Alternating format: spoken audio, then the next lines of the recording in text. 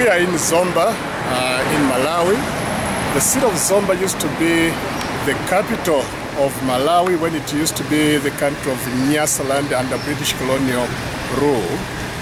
After independence, the first president of this country, President Hastings Kamuzu Banda, decided that the capital should be moved from this city of Zomba, which is in the southern part of the country, to Lilongwe, because Lilongwe was viewed as more centrally located. And now Zomba is no longer the capital, although it was at one point remarked to be probably the most beautiful capital in the Commonwealth, in the British Commonwealth. Today we're going to see a few highlights of the city of Zomba, and get to meet some people and see the scenery. And after the Zomba ceased to be the capital of Malawi, the main thing that moved to this city was the main campus of the University of Malawi, the campus that is called Chancellor College, as well as the central offices of the University of Malawi. We are going to see a bit of footage of the Chancellor College campus, just as we're going to talk about, talk with some of the authorities in the University of Malawi Central Administration.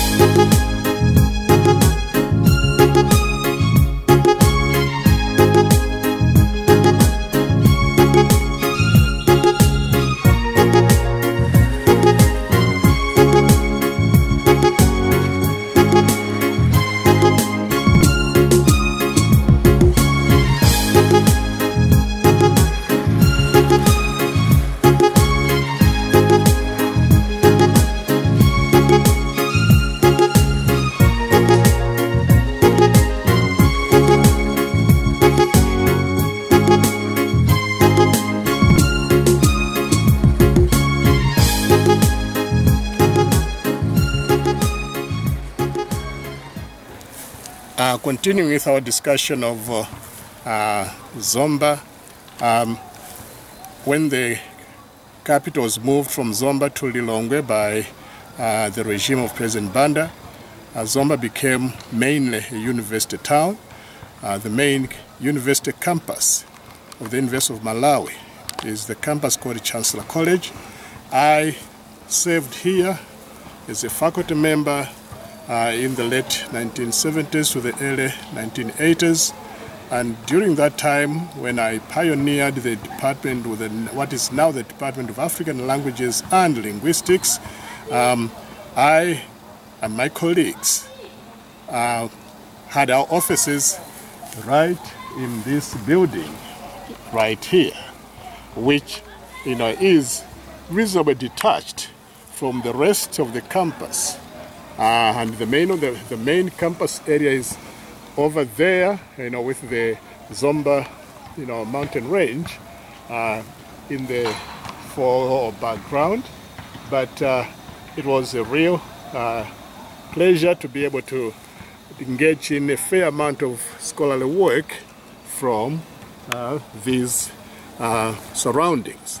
But this is the main campus of the University of Malawi, Chancellor College, and we'll get occasion to have a look at some of the other facilities.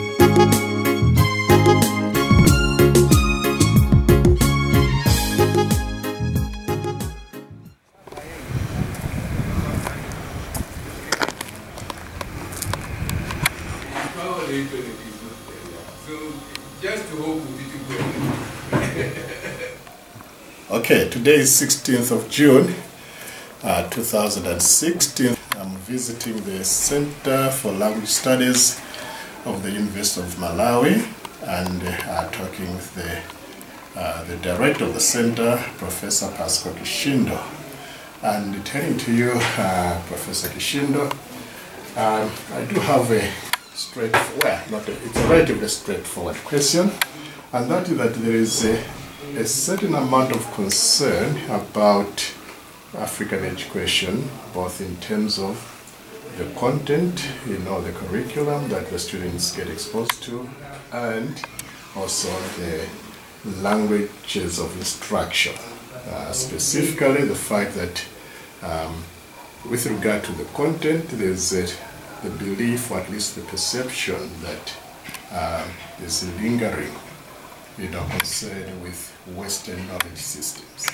In fact, an African American psychologist, Wade Nobles, has termed this concern with Western knowledge systems as what he calls conceptual incarceration.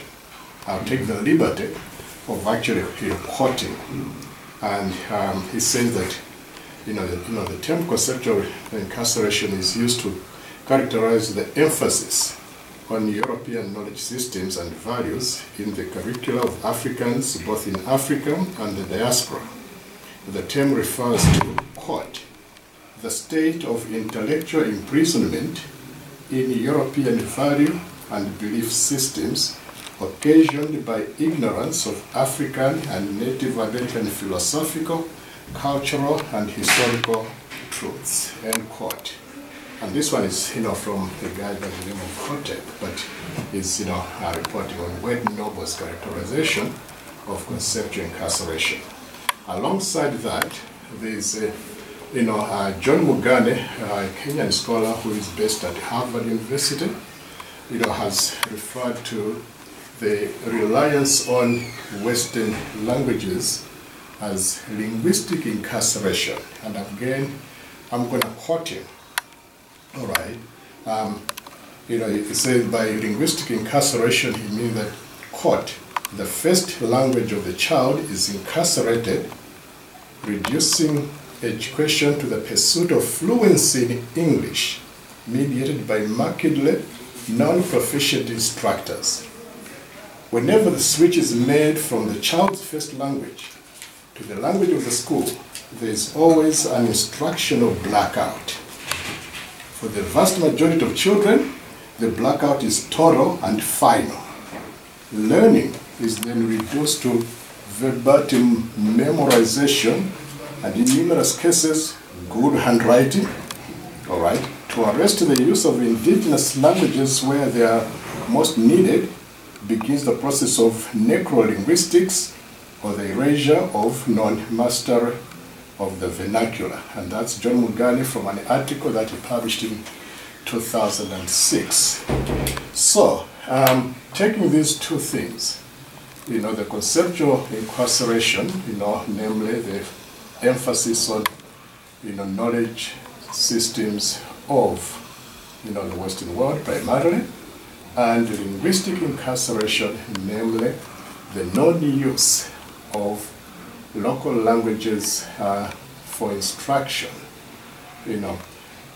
How, and you as I know that the center has been very involved in evaluating, especially the linguistic side of it, that the use of local languages is very important, especially in the early stages of education. But then at the same time, the government of the Republic of Malawi, not so long ago, instituted the policy of using English from grade 1. What's your take on these issues? Especially the linguistic one, but feel free to comment on the curricular side as well. Okay, these are two big issues, as you know very well. The first one, how did you characterize it? Conceptual incarceration is a big issue in the sense that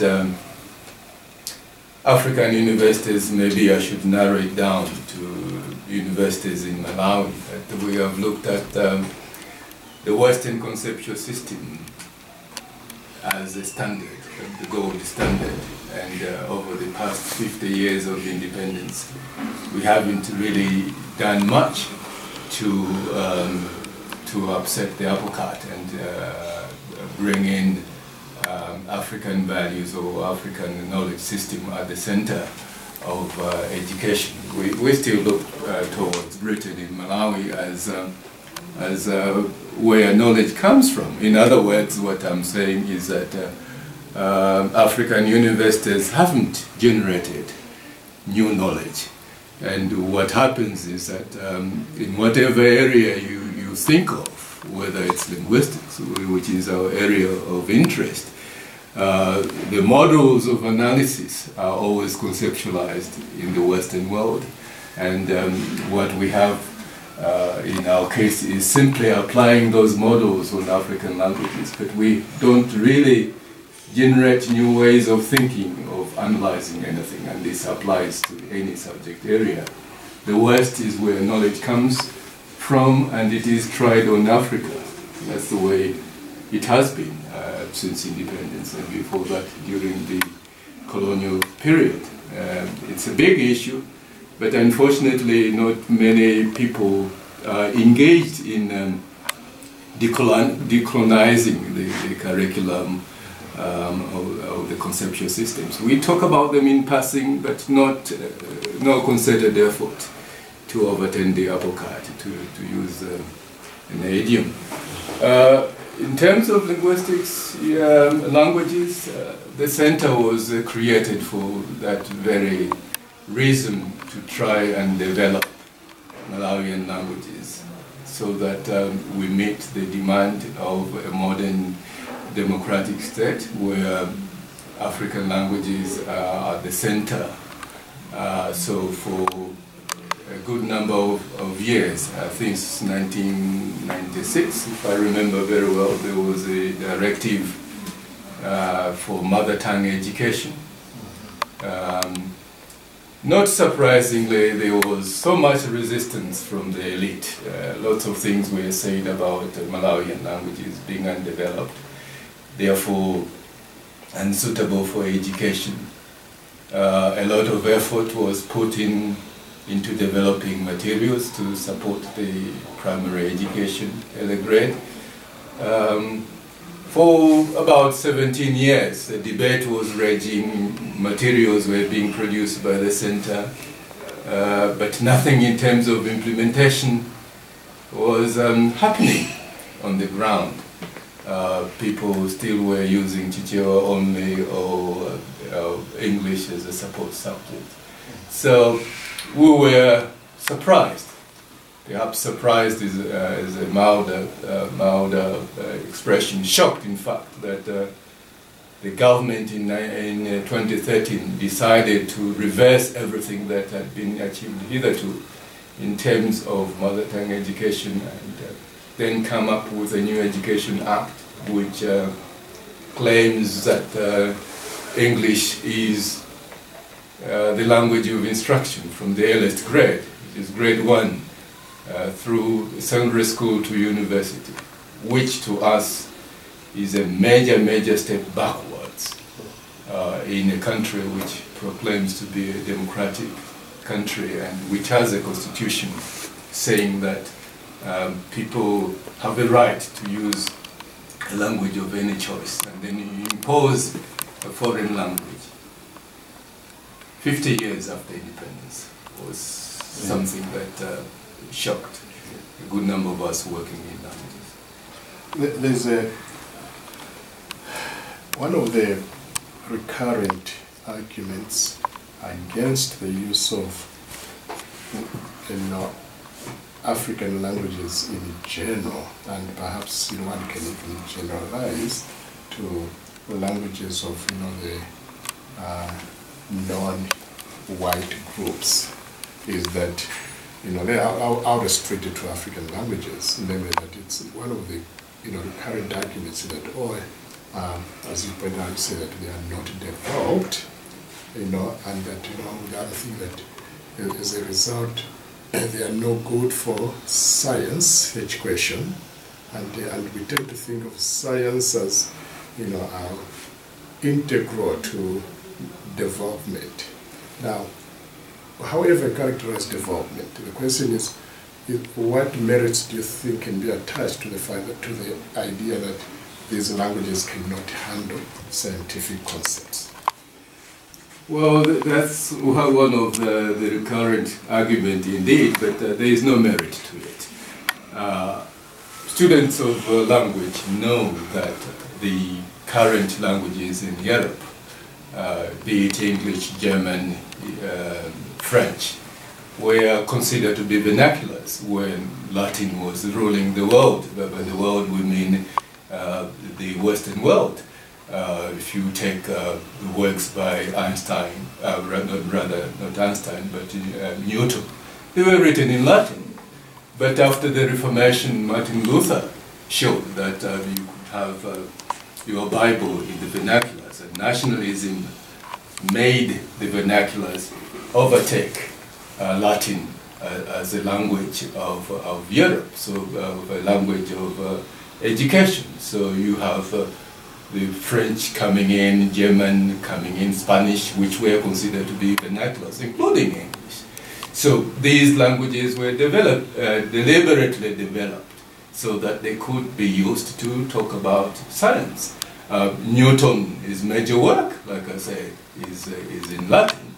Yet later, in the 18th century, Latin was replaced in scientific terms by English. You get people publishing in the so-called vernacular. So get work in French, work in English, work in German and other European languages. So the same could be said of African languages. If we need them to take the burden of expressing scientific terms, then we have to work on them deliberately. This center was deliberately created that we can develop scientific terminology, we could develop literary terminology to be able to talk about these very things. So there has to be a deliberate effort. English didn't come from heaven, already made. I mean, if you take the scientific terminology in English, the basis of it is either Greek or Latin. So the same can be done in other languages. Why should it be restricted to European languages? Borrowing from the Latin base or Greek base? Why can't we also develop languages creating our own base? So development of languages is not restricted to certain languages. Any language can be developed to carry the burden of science if people work on it. You know, it has to be people working on it, not simply assume that certain languages were born, to use a metaphor, already made to carry the burden of science. All right. Let me, switch, the discussion slightly to the politics of it all. In August of last year, 2015, in South Africa, there was a circular that was sent to the schools that Mandarin was going to be introduced in the schools and it would be taught there. And the South African Democratic Teachers Union immediately expressed stiff opposition to it, rejecting it as constituting, quote, a new form of colonization. All right, end quote. And this was reported in the Mail and Guardian, in South Africa. And the point is this, that the perception is the introduction of Chinese is being viewed as a form of colonization. Yet, our retention of English, which was as a result of colonization, all right, is never challenged to say, why do we have to, hang on to the language that was imposed by the colonizers? Obviously, the power relations are there. And the objection to Chinese has to do with the fact that there's the perception that the Chinese, the economic power that they have, the now world, is what is being used to, as it were, come along with another version of colonization. If we can say, no, we shouldn't really be getting colonized that way, why can't we let decolonization be extended to the languages of the people who actually did colonize? And in fact, there's a curious irony that there was, I think in Stellenbosch, there was the whole idea of trying to, say Afrikaans should not be used as a language of instruction.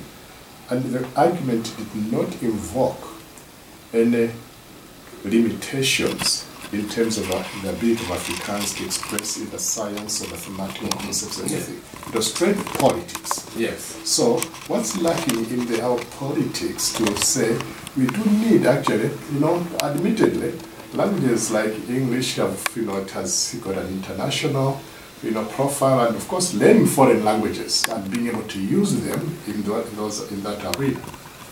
There's nothing objectionable. We need to be able to cooperate. But to actually say that, to have our education glorify that, and whilst at the same time we are, as it were, decrying the introduction of these other languages because we believe that it's coming as a colonization, which is a political argument, all right, and that these guys can say, oh no, we don't need Afrikaans because it is still tinged with the history of apartheid, which is another political argument. Yes. Why do we lack the political argumentation to say our own knowledge systems, our own languages stand in good comparison to these other languages? The issue is perhaps more complicated in the sense that you have to go back to the colonial system of education. If you take the colonial system of education, just like the current system of education, is based on the assumption that the gold standard is English, and most of us went through this English education system, be it here or in South Africa, the whole of the so-called English-speaking world. So we are now in control. When you start with the first generation of our presidents, these were trained in missionary schools run by British missionaries. And then later on, you got them into coming into the systems of government, becoming politicians, and so on. So these people who were trained in these mission schools looked at Britain and in England, looked at England and the English language as the thing to have. So they've become gatekeepers. They are now the people running government. So their ideal of education, their ideal language is English. So when the Chinese are coming with their economic muscle, we are resisting them because they do not have that long period of stay in Africa. They don't have the roots. We haven't assimilated the way of doing things the Chinese way. I'll tell you a simple story, true story that happened to me some time back at the peak of the debate of the mother tongue education. I was at a pub somewhere and an argument arose. People accusing me for misleading the government to come up with the mother tongue education. And then I asked a simple question: why are you so particular about this? The answer I got started with me, and the answer was, we are British. and this is, you know, a fellow academic answering that, we are British. And I looked at him and I said, my God. So that's the kind of thinking that we still think, particularly in Malawi, that we are actually British. We assimilated so much.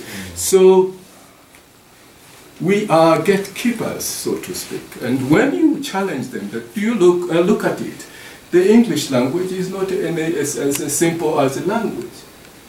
It's a big industry. You can think of the whole education system year in and year out buying Shakespeare.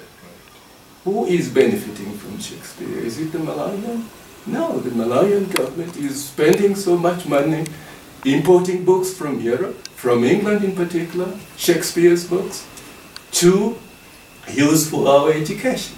We don't do that with any other particular textbook. Shakespeare has been on our school curriculum for donkeys of years. And one wonders why. So the economic factors are not looked at. That here we are incarcerated, to use your term, both economically, linguistically, educationally, to the British way of doing things, and we wonder why we are poor. So these things are related. Yet, because of the systems that we have assimilated, we have people who are, you know, well educated and who are acting as gatekeepers. The elite are gatekeepers for the way things are, and it's not going to be easy to change it because they look at themselves as a special group, and everybody else is who is speaking the way we are speaking is trying to disturb the equilibrium. Yeah. One final question, well, maybe it's a comment, well, not much of a comment, just to ask the question. I forget the article, but I think it was Ron Simango, who is based at Rhodes University in South Africa, but he's from Malawi as well. I think he wrote in one of his articles that part of the problem with, the emphasis we have, on the use of English and learning English and using English as a mark of one's education is that not only do we become non-proficient in English, but at the same time we also more or less become non-proficient in our own languages. I think it was Henry Fielding in The History of Tom Jones had a line somewhere about a French lieutenant who was in England who had stayed out of France long enough to forget his language, but hadn't been in England long enough to learn there. So the guy spoke no language at all. It was a fun expression, and I laughed, right? But the reason I say that, Ron Simango's comment, comes up is because last year, when I stopped by Chancellor College, I was talking to the chair of the department, Professor Edwin Gayamasitu. It was informal, and she was talking about Chichewa literature, and she mentioned a student who apparently is already from Ishis, who decided to get out of Chichewa literature because quote, Chichewa was too difficult for him.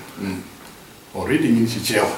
Or not just, I mean, he could speak it most likely. Yeah. But reading, Chichewa was very difficult for him. The question is, how much of English could he understand? And what's your take that someone, who speaks his language, he finds that, he cannot read, material in his language. What comment, can you make about that state of affairs about us as Africans, that our own languages become almost alien, or at least our own literary forms? Our languages, when we have to confront them in written form, they become like, foreign languages, and we are more comfortable with, trying to read in English, although our grasp of English may, be non-optimal. What's your take on that? I will make that final comment. Yes, it's an interesting observation, and interestingly, a while ago when I was teaching my course, Introduction to Oral Literature, which I was teaching the past semester, I made that particular observation that have a look around at books written in English by African writers. You'll notice that almost invariably they will tell you that such an author has got a BA from this university. They've got this degree from that university. But if you look at similar textbooks, novels written by popular or unpopular literary writers writing native English people, they don't put their degrees there. Whether you pick up Robert Ludlum or John Grisham, the popular writers, there are no degrees that are mentioned there. Why? The answer to that question is that they are telling you that the only time an African has mastered enough English to write in English is when he has a degree. Before that, he doesn't have enough language. Yet, these native writers, they leave school at O level and go write books. They don't need degrees because it's their language. Why don't we master our own languages so that we don't need degrees to write in it? So, to come back to your question, this is a serious problem that indeed we are in the middle. Not enough mastery of English, not enough mastery of the local languages. And we are hanging in there in no man's land. And I can tell you that no amount of learning of English will get us to the native speaker. We always say it's near native speaker. And I was telling my students that when somebody says, an English person, a white person says, you speak very good English, it's not something to be proud of. Because he's saying, yes, you speak very well, but you are not a native speaker. Which is itself a way of telling you that why don't you master your own language? So indeed we have those kinds of people in Malawi who are in between. Not native enough, not foreign enough in terms of language acquisition. And it doesn't all go well for this country, because we are producing half-baked people in terms of language mastery, either way, whether local languages or the English language.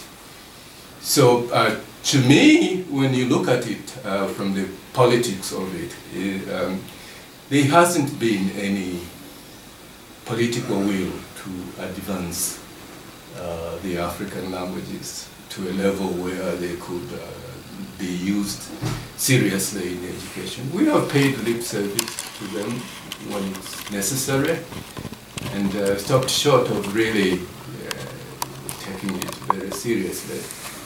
So now what is interesting is that you are moving from primary school to secondary school to university, taught English by local people. And we have no native model of English to say how is the English language going to be spoken.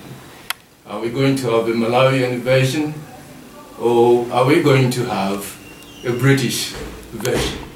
Do we have a Malawian English, or our models are still British models? If they are British models, where are the native models, since the whole education system now is run by local people coming to teach English language using your Tumbuka accent or Chichewa accent or Nigerian accent, Yoruba accent. So which model are you going to use? When people are worrying about education standards in Malawi, and by education standards read English standards, the question that I ask them, which standards? If indeed you are thinking of the British standard, the Queen's English standards, then the standards are going down. But who is going to enforce them, since we don't have native English speakers teaching English anymore, whether in the university or in the secondary school, let alone in the primary school? If the standards which we are talking about are Malawian standards English, then the standards are very high. Because if we use Malawi Certificate of Education as criteria, then every year people are passing with wonderful distinctions. So we have to be very clear which standards we are talking about. If it's Malawian standards, then the standards are going up. If it's the British standards, admittedly they are going down, because we have no models of native English-speaking people teaching in the school systems. So these are issues that we touch on, but never really seriously discuss as a nation to say, what are we really talking about? So to conclude my talk with you, I would say that in Malawi, we don't really think of these issues as important. They come and go, but not really, we never really engage with them. We don't really engage them. That's the sad part of it, that there is no political will to engage in any serious way in terms of issues of education, be it the curriculum or be it in language. On that note, I would like to say thank you very much. Thank you very much, Prof. Kishindo. Thank you.